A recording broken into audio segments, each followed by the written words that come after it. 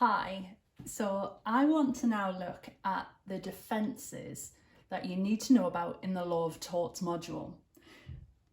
You don't have to go into quite as much detail as you will in criminal law, and you'll also notice that as you studied some of the torts, in particular nuisance and Rylands versus Fletcher, you've done some defences in very, very minor detail. So things like prescription or an act of God, for example, in Rylands. There are, however, two defences where you are expected to know a bit more detail and could be asked a question about individually. You might also find that you have instances of these defences in a negligence scenario question, and it's often the mark of a higher level student if they're also able to talk about defences as well as the rules of negligence. The two that you need to be aware of are volenti non fit injuria and contributory negligence. And I would talk about them in this order, and I'll explain why in a sec. So let's start with volenti non fit injuria, or it's okay to call it volenti for short. That means if you volunteer to the injury, you can't complain about it. In other words, it's often known as the rule of consent in tort law.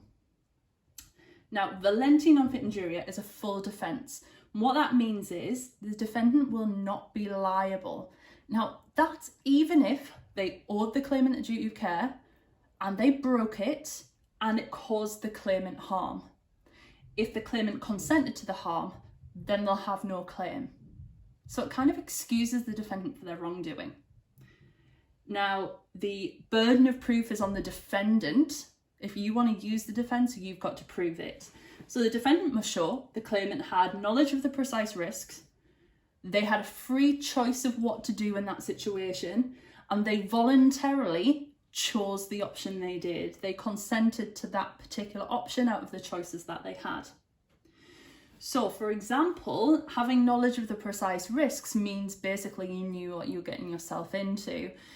You have the case, for example, of Sterner versus Lawson, but also think about things like warning signs and occupier's liability. They work on the same premise. So, if a warning sign is clear and sufficient, that should give you knowledge of the precise risk. So, for example, if a sign says, danger, stairs broken, danger, lift out of order, that sign is giving you knowledge of the precise risk. So if you go in there anyway, it's your fault. Then you have to have a choice available. And there wasn't a choice in Smith versus Baker, because the choice was basically carry on working in unsafe conditions or quit your job. And the House of Lords rightly acknowledged that people with mortgages and families, they can't just walk out of a job. They don't have a free choice. They have a choice perhaps, but it's not a free choice. So that by carrying on working in unsafe conditions, he wasn't consenting to being hurt. It wasn't the same as saying, I'm okay with being hurt just because I stay in this job.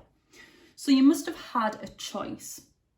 And then finally, you must have picked it voluntarily. So if you're forced to, if you are made to pick a choice under duress, this wouldn't be the same. So a typical situation would involve, for example, drink driving, although I'll come to this in a proviso in a second. If you get into the car with a drunk driver, presuming you know they're drunk, you know the risks. You have a choice usually. Get in the car with the driver or walk, get an Uber, whatever. And as long as no one forced you into that car at gunpoint, no one pushed you in, you made a choice. If you're then injured by that drunk driver, then in theory, you've consented to the risk. However, there are a few certain situations that is worth thinking about when it comes to volenti non fit injuria and tort law. So the first is sports. So for example, if you voluntarily play sport, you consent to the general risks that are involved with that sport.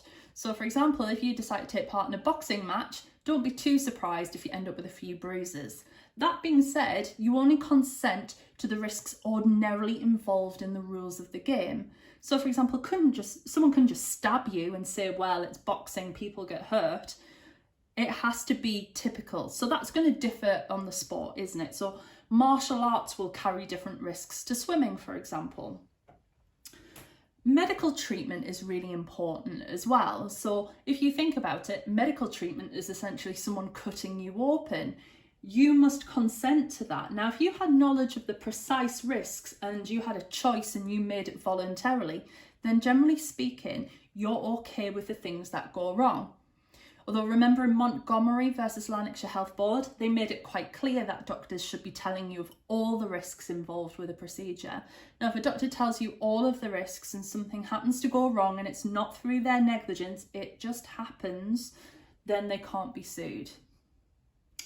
Rescuers is a really interesting one. What about the idea that a rescuer knowingly, willingly runs into a dangerous situation? Does that not mean they consent to the harm? That was the argument by the defendant in Baker versus Hopkins. The doctor had gone down a well to try and help people who were trapped and being poisoned and ended up being poisoned himself and dying.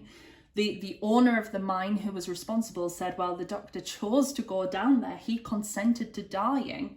But the court recognised that people don't really feel like they have a choice in this situation. Morally, they feel obligated to act. Although, of course, remember, doctors don't have to go into that danger zone.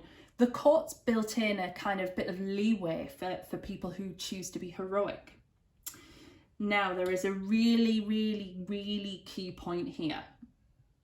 And that's the Road Traffic Act of 1988 specifically says that you cannot use the defence of volenti non fit injuria in a road traffic accident.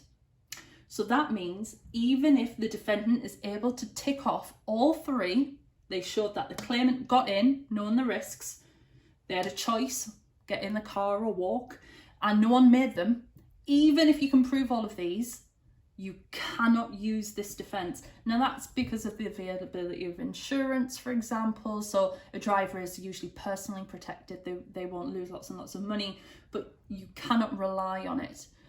Okay, and we've seen this in a number of cases. So for example, in Pitts versus Hunt, the claimant got onto the back of his friend's motorbike and encouraged him to drive dangerously when drunk. He knew his friend was drunk, he'd been drinking with him.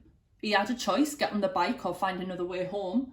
And it was definitely voluntary that he got on the back of the bike. And I would say it's even worse because he was egging his friend on. But the court said no, because of the Road Traffic Act, you cannot have volenti non fit injuria, although his damages were reduced because of contributory negligence. So the reason I would go through this first is so that you can go through, say, well, yes, they did consent to dangerous driving, but the law says you can't technically consent. Let's have a look at this one. Now, it's funny if you contrast this with the case of Morris versus Murray, because it's almost exactly the same as Pitts versus Hunt. The claimant got in the vehicle knowing the precise risks, that the pilot was drunk. He had a choice, didn't have to get in, and no one made him. It was voluntary. But this involved an aircraft. Now, he was able to get away with it. The defendant wasn't liable because this was an air accident and the Road Traffic Act doesn't apply. So we have two really, really similar cases that are distinguished on that one key fact. One is a road traffic accident, so no volenti. One was an air accident, so the defendant could use volenti. Now remember, if you can't use volenti, if it fails, if one of these things is missing, or it's a road accident, check contributory negligence. Contributory negligence doesn't protect the defendant as much because it's a partial defence. So what that means is it's part the defendant, part the claimant. So the defendant here is still recognised as liable. They will still have to pay compensation, but that compensation will be reduced to reflect the fact that the claimant is also at fault. Now that reduction will be anywhere between 1 to 99%. The Court of Appeal has made clear that because it is reducing the damages, you can't reduce it to 100%. So you cannot turn around to the claimant and said, the defendant's partly responsible, but so are you, so you get no money. That would essentially be the same as a full defence. This law is regulated by the Law Reform Contributory Negligence Act 1945. There are essentially two elements, and I think it's really easy if you just remember it by the two words in the title of the defence. They have to have contributed and they have to be negligent. So what do we mean by that? So first off, the claimant must have done something unreasonable that actually added to their own injuries. And you can use the contrasting cases of O'Connell versus Jackson and Smith versus Finch. Now, both of them were riding on bikes. O'Connell was a motorbike, and both claimants weren't wearing helmets, which is of course a very silly thing to do. Now, in O'Connell versus Jackson, when he was hit by a car, he went flying over the handlebars and landed on his head, fracturing his skull. Not wearing a helmet clearly contributed to his injuries and made it worse. If he'd been wearing a helmet, it clearly wouldn't have been as bad. So the driver was still responsible, but the claimant had some of his damages reduced because he was negligent in not wearing a helmet himself. However, in Smith versus Finch, he was a cyclist hit by a car and he was sent flying off and he landed on his neck. The court said that even if he'd worn a helmet, which he should have, even if he'd worn a helmet, he wouldn't have actually contributed to his injuries. That's because the way he landed, the speed he was hit, it wouldn't have made a single jot of difference if he'd worn a helmet. So it's a bit like saying to somebody, they've got a broken leg if they're in a car crash and said, well, you should have worn a helmet. It wouldn't have actually helped, even though it was the right thing to do. So we must show that them doing something has made their injuries worse. We also must show that they were negligent, and this is a normal word that you understand. So we now flip it and ask, in the face of the defendant's wrongdoing, in the face of the defendant's negligence, did the claimant act like a reasonable person? And if they're a child, remember, we compare them to someone of the same age. And the classic case for this, for me, is Sayers versus Harlow Urban District Council. Now, Mrs. Sayers ended up locked in public toilets in a bus station. She was worried that her coach was going to leave without her. Now, the council was liable for negligence because a reasonable council would have maintained the locks.